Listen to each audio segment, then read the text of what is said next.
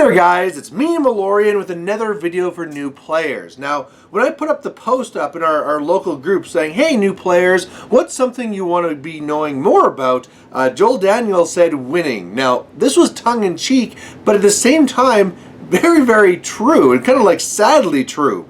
Now, in Warmachine, the game is very, very skill-based. There's lots to know, lots to understand, and because of that, it has a very slow learning curve. It's not one of these games you can just jump into, find a lot of success. You pretty much have to go a year of getting your butt kicked before you start really pulling everything together and finding some real success. And this part of Warmachine can be something that really pushes new players away. You know, if I want to be learning chess or hockey or something like this, there's a lot of players. There could be, you know, a lot of these things a little bit more like luck based, blah blah blah blah blah, or there's something where I can watch a video, learn it very quickly. But Warmachine's not like that. Warmachine is a game where it takes a lot of dedication and a lot of learning, and just to get to that point where you're going and like winning one game in a month.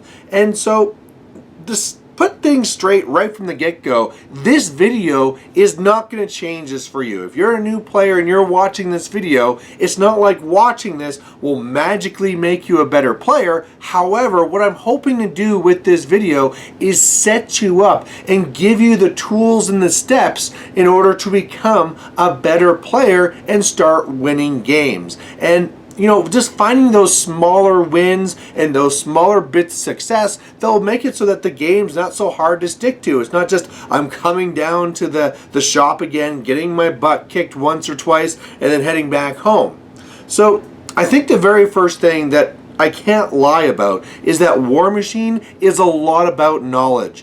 There is so many rules in this game where you got to know that, okay, what are all the models and units? What are all their base rules? What are all their interactions? And until you know all those, you will be losing games by gotchas. Just something where like, oh, I didn't know that model did that. Oh, I didn't know that's the way these rules interacted. And you will lose the game automatically almost when these things come up. So they're huge. They're a huge thing to get under your belt, and unfortunately it's something where it's not a fun way of understanding, right? Luckily, when I was getting to the game, Chain Attack was doing their series where, you know, every week they cover 2 new casters. I'd learn about them, I'd learn about their rules, the way that they're going to be running in an army, what they're going to be doing, and basically through my own study and also learning to podcasts like that, I was able to learn the game and get that.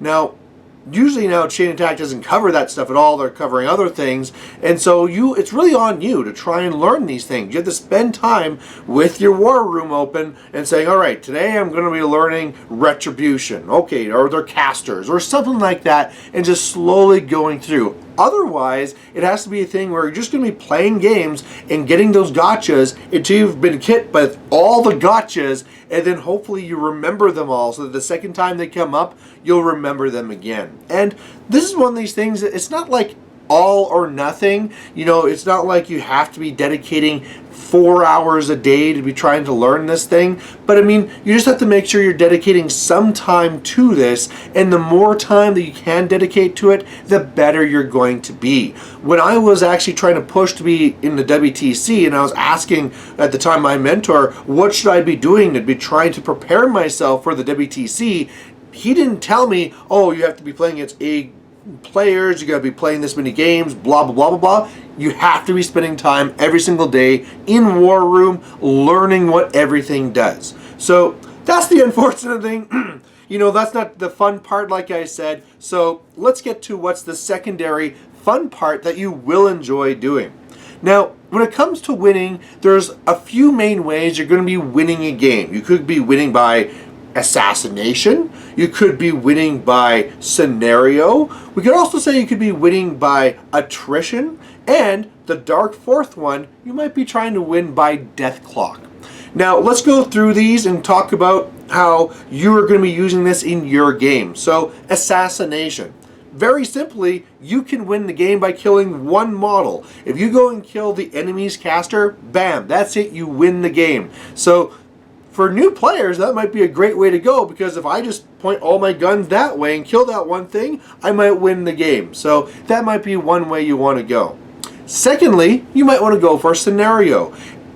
Hopefully you're playing scenario. I know some new players don't, and if you're not playing scenario, please do, because it really is important for the balance of the game. But there's obviously going to be zones down and flags and objectives. And of course, if you get to the point right now in the current steamroller that if you have 5 more control points than your opponent, boom, you win the game. It doesn't matter how much you're losing. It doesn't matter how much of your stuff you've lost. If you get 5 more control points than your opponent, boom, you win the game. So not usually the way that new players go, because it's a little bit more complicated and usually takes a lot more hoops in order to make this happen, but another way you might be trying to win the game. Next one is attrition. Now attrition is not so much, it's not going to win you the game. It's not like in one turn, it's like you killed 25% of the opponents, now you win the game. It's not like that. However, by going and pushing for attrition, it sets you up for one of those first 2. So what that really is making sure is it's more playing it like the 40K way. I want to kill more of you than you're killing of me. And so you're setting up your army to be having longer threats, bigger alphas, being more resilient, being more deadly, and really just saying, I want to kill more of you than you're killing of me, like I said. So this is another way that I think new players do like playing the game. They really tend to go towards those things like, okay, if I get the guns, I can actually roll dice and try and do things before you try and kill me. Or maybe I'm going to go for the really fast alphas. Or maybe I want to say like, okay, out of all my things, what hits the hardest? Or of all my things, what has the highest armor? And it's certainly a way you can try and win the game. Lastly is death clock, and this is one where I know some players don't like it, but it certainly is a way of trying to win the game, because when you're using a death clock, when your time runs out, that's it, you're done, you lose the game. It counts as an assassination, as a caster kill. So you can be setting up your army so that it's trying to delay the opponent, slowly feeding things, trying to make them roll lots of dice until they eventually death clock themselves. In regards to like a comparison to Magic the Gathering, it'd be like a mill strategy, just trying to get rid of all their cards. So all these are ways that you can try and win. Now, I'm not going to go too in depth. I don't want this to be a super long video, but I want you to understand as a new player that these are the 4 buckets. These are the 4 ways you want to be looking at trying to win the game. And I want you to look at those 4 and identify which is the one that you're trying to really go for. I mean, you can try and say that in every game, I want to try and go for all 4, but you're going to find a really hard time trying to focus your gameplay if that's what you're trying to do. You should really try and pick one of these buckets, maybe 2, and really try and focus on those. And when you're doing that then, saying, all right, the bucket I'm going to try and go for is assassination. I'm now going to design my list to go for assassination. And in my games, I'm going to push to win by assassination. Now, once you have this focus, I think that's already a long way of making sure you're now fine-tuning your gameplay to try and actually get to a victory. Now, is it going to end up with you getting victories? Probably not in the very beginning, right? You're going to try this, you're going to need to refine and trying to refine, and a big key component to this refining part is self-analysis after and self-reflection. So, when you play a game, whether you win or lose, the big thing you need to do is look at that game and ask, how well did I try and do my objective? And secondly, how did I lose? Or if I didn't lose, what's the way I almost lost? So to try and run through a game, let's say I took Sloan and I took a whole bunch of guns, I went to the game and I went pew, pew, pew, pew, pew, didn't kill off my opponent, and then they were able to win by scenario. Well, if I just do nothing with that and I go to my next game, I've not improved as a player. I'm the same level as I was before. But if I stop and I think to myself, well, why did my assassination not succeed? Well, it turns out that when I went for my assassination, the caster went one way, and because of this terrain, I couldn't fire all my guns. Plus they were in cover, so that was a hard thing to deal with. And really when you did out the numbers, the assassination wasn't going to work. So next time, what I need to do is see where the terrain is, defensive and line of sight blocking, and make sure that my guns are working around those, so that when I know that they're going to be going to this wall over here, all my guns are focusing right there, and I can be ready to take them out. Or if they want to go around it, their defense is going to be really much lower, and I can really get the jump on them. So again, you can see, like, I didn't want to go too much into like a single theoretical scenario, but if you do that analysis in your next game, you are now in a better spot. You're now ready to do better than you did last time.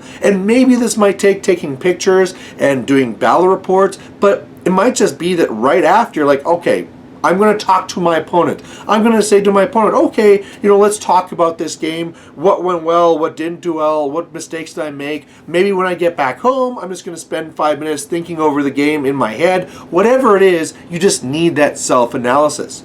Now, I said you want to be doing this and thinking about the way that you lost or the way that you almost lost. So in that same scenario, well, you lost by scenario in that theoretical example that I gave. So you have to then think about, well, if this is the way I lost, how am I going to stop my way from losing like that in the future? Okay, well, I lost in scenario, but I could have put this piece here to contest that. I could have really focused and got this flag over here. And we're not going to be completely changing our game plan, right? We said we're going for assassination. We're not now saying that we're going to also go for scenario. However, we're wanting to make sure that we're trying to guard ourselves against losing to whatever our opponent is trying to do. A good way to try and think of this is that if my strategy is to open this box and take out the gun and shoot you, and I know that your strategy is to run up to me and choke me out with a rope, well, I can be trying to dedicate everything I can to try and opening that box, but it would really do me a lot of favors if I like did this or like covered my neck or something. It doesn't really take away from my strategy. I'm just trying to make sure that the way you're trying to win is hampered as much as possible. And the more that I can do that, the longer I delay your win condition, the sooner I can bring about my win condition.